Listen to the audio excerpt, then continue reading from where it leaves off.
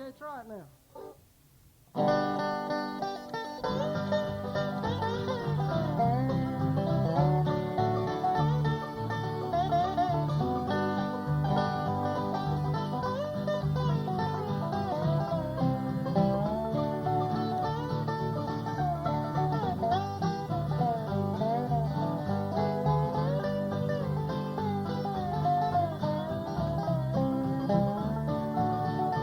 Well, this is a future project. A friend gave this to me. It was in such bad shape. It's mostly dirty. I don't know if it'll run. The real problem is the trailing truck. The mounting part is broken off completely, which would go right there. So it's pretty stiff too. It's hard to rotate, but I think I can get this up and running. We'll see. John Long Silver here. Welcome to the Silver Rails channel. Today we're not going to tell a story. We're just going to talk about projects and how they're progressing. The first project, of course, is the completion of these two cabooses. When you have one caboose, it's a caboose. When you have two caboose, they're CABEESE. At any rate, these are my CABEESE projects. Kansas City Southern, Milwaukee Road. Pretty happy with them. They're both illuminated. So here are my CABEESE all lit up. One of them used a post-war Lionel tender pickup. The other used a pre-war Lionel pickup. The post-war one has the American Flyer trucks on it. The pre-war one, the Hiawatha one has the Lionel trucks.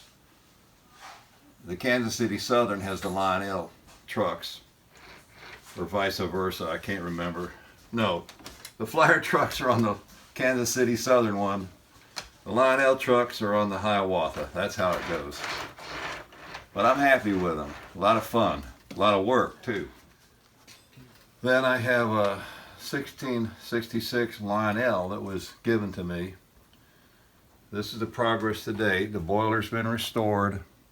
One thing I found out is that this part right here, the smokestack and the forestack, are both brass. Theoretically, they could be polished brass to make the engine look fancier. The little bell that goes here is actually held on by a very tiny Phillips head. So I have removed that in order to restore this. And I've still got the tape from the painting on the whistle here. Now the motor itself has some problems. Number one, the E-unit is no good. And then this is broken out here that holds the pickup. So I'm going to make a little piece there, probably fasten on JB weld, so I can put the pickup on this end too. Now the problem with the E-unit is that it had the worst drum I have ever seen. That is the E-unit drum. I have never seen one come out that bad.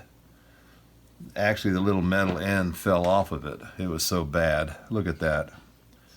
Now, to rebuild E-units, I built this little tool that helps. It's made out of brass, bent over. This tightens it and loosens it.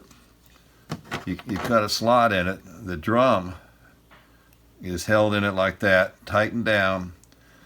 Then when you try to put it into the reverse unit itself, you can control this and try to get these little nubs to go into the little holes. A lot easier than having it flop around in there. It's not perfect, but it sure does help. Then we have here a drive block which had 3 good wheels. This wheel here is beginning to craze, so it's not a useful wheel. Now my Hiawatha here had 4 crazed wheels, and I was only able to harvest 3 good wheels from this drive block. They're black centered as opposed to the Hiawatha ones that were gray centered. These are the crazed Hiawatha wheels. They're all pretty much worthless.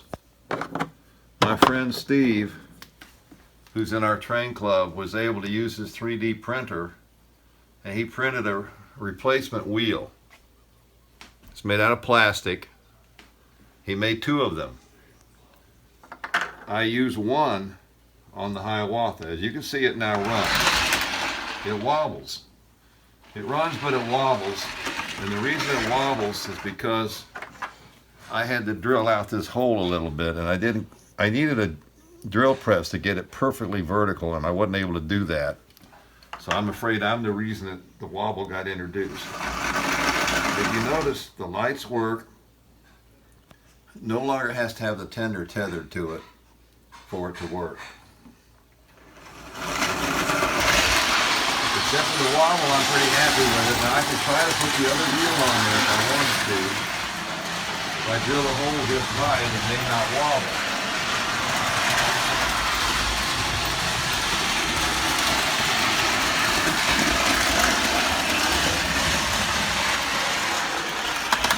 Well, at least I'm happy in the sense that I can still use this.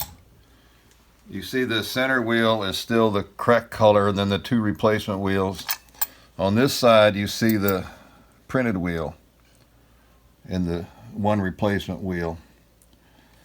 So that was quite a project, between having to bypass all the guts because the electronics failed, and having to replace wheels that crazed 1930 style. Who would believe that in the 21st century we still have metallurgy problems that were known in the 1930s? But I guess that's the price of buying things from China instead of making them in our country, which is what we really should start doing again. But look at that. That is ridiculous.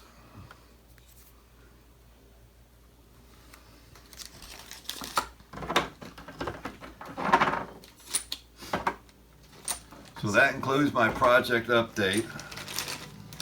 Just goes to show that with a little ingenuity you might be able to save something that otherwise can't be fixed. Can we turn out the lights?